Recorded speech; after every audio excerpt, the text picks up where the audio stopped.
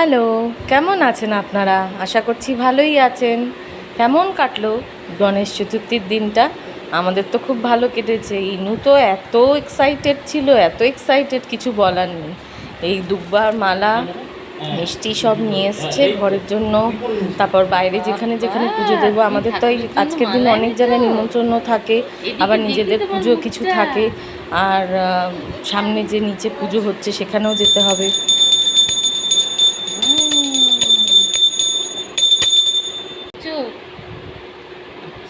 তুমি তাহলে পুজোটা দিয়ে আসো ড্যাডার সাথে, আমি একটু কুকিংটা করে নিই। ভালো খারাপের মধ্যে ইনুর একটা জিনিস আছে, আমাকে বাড়িতে যদি একা রেখে যায় ও সবসময় ভাবে আমি কাঁদবো না তো বাড়িতে একা একা। আমি আর ইনু আমরা যাচ্ছি এখন গন্নু বাবার কাছে। আসলেই আমাকেও একটা বাচ্চা ভাবে, কি সুইট না। দক্ষিণার জন্য 50 টাকা দিচ্ছি, 500 টাকা ফেরত দেবে। ঠিক আছে।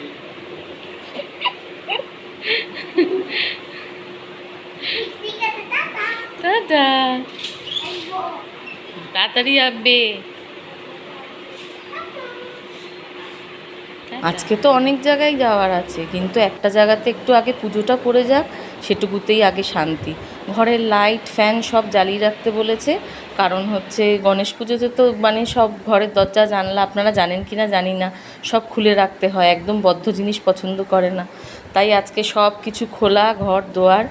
আরও খুব নাকি এক্সাইটেড ছিল। আমি গেলাম না শুধুমাত্র রান্নাটা তাড়াতাড়ি সারবো দেখে। আর এই ওকেশনের দিনে যদি এদেরকে ভালো মন্দ না খাওয়াই তাহলে কিন্তু আবার হয় না। তাই জন্য কিছু রেসিপি আজকে করব, যেমন বাঙালি খাবার একদম শুক্তো, আরেকটা ফিশ করব, কিন্তু ফিশটা একটু কনফিউজ, দেখা যাক কী করি।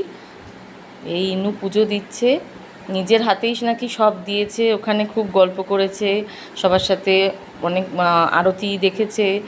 তো যাই হোক, ওর মতো করে খুব ভক্তি ভরে নাকি নমস্কার করছিল। আর তারপর বিকেলে যাবে, ও রাজেশকে কিছু করতে দিচ্ছে না, সব নিজে নিজেই করছে। ভক্তিটা মনের মধ্যে থাকলেই হলো। অবশ্য ও সবসময় এসব অনুষ্ঠান ঠাকুর পুজো এগুলো খুবই ভালোবাসে, এটা নিয়ে কোনো সন্দেহ নেই। তবে খুব এক্সাইটেড এই গন্নু দাদাকে নিয়ে। আর আসলে ওনার ওই রূপটাই, হাতির যে রূপটা, সেটা ওকে খুব অ্যাট্রাক্ট করে, ওই জন্য খুব ভালোবাসে। কি সুন্দর লাগছে বাপ্পাকে, গণপতি বাপ্পা। ওদের আসারও সময় হয়েই গেছে।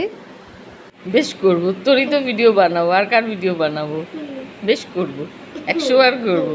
কুকুরটা তাড়াতাড়ি খা, কিন্তু যদি কুকুরটা পরে অশান্তি লেগে যাবে। আবার এরম করছিস, একদম অশান্তি লেগে যাবে কিন্তু। আরে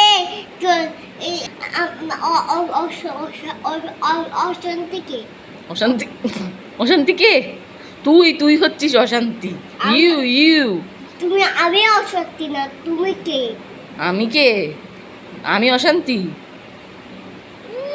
নিজের মুখটা দেখ গিয়ে আয়নায়, আয়নাই তোকে বলবে এই অশান্তি, এই অশান্তি। দেখ, আমার জীবনটা আমার বরবাদ করে রেখে দিয়েছিস তুই, খেয়ে কাজ নেই। নাও, এটা তোমার জন্য। আজকে একটু রসনা দিয়ে তৃপ্তি মেটাও। Thank you. এই আমরা খাবার রেডি, শুক্তো একদম বাঙালি খাবার। আর মাছটা যেটা কনফিউজ হচ্ছিলাম সেটা বানিয়ে ফেলেছিলাম পমফ্লেট মশলা, যেটা একদম রেস্টুরেন্ট স্টাইলে। তো আর একটু গরম ভাতে ঘি, এটাই ছিল দুপুরের মেনু। তো এটা পেয়ে ওরা অগাধ খুশি, আমাকে অনেক থ্যাংক ইউ জানিয়েছে।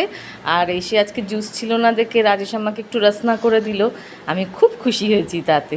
আর আমার পাকনা ছেলেটার কথা তো শুনলেনই, আরও অনেক কথা আছে, সেগুলো আবার নেক্সট ভিডিওতে দেখাবো। এই লাঞ্চ সেরে কিন্তু তারপর আমরা একটুকু বসেছিলাম না, তারপরে আরেক জায়গায় যাওয়ার ছিল, নিমন্ত্রণগুলো অ্যাটেন্ড করে। আর সন্ধেবেলাও কিছু নিমন্ত্রণ ছিল, রাতেও ছিল, তাই দিনের বেলার জন্য দিনের বেলার মতো করে লাঞ্চ বানিয়েছিলাম। আর শুক্তোটাই প্রথমবার বানিয়েছি, এটা আমার খুব ফেভারেট। আর বলেছি বাঙালি খাবার খাওয়াবো, কিন্তু বিশ্বাস করবেন না, সবাই খুব তারিফ করেছে। ব্যাস, আমাদের খাওয়া দাওয়া কমপ্লিট, ঠাকুরের ভোগটা তুলে রেখেছি। আর এরপরে তো বেরিয়ে গেছিলাম। আর সন্ধেবেলায় শুধু এইটুকু ইনুর একটা জায়গায় দেখালাম, আরও অনেক কিছু ঘোরার ছবি আছে, বাকিটা আরেকটা ব্লগে দেখাবো। আর এইটুকুই কেমন লাগলো জানাবেন, আর সবাই ভালো থাকবেন। টাটা, আর লাইক কমেন্ট করবেন।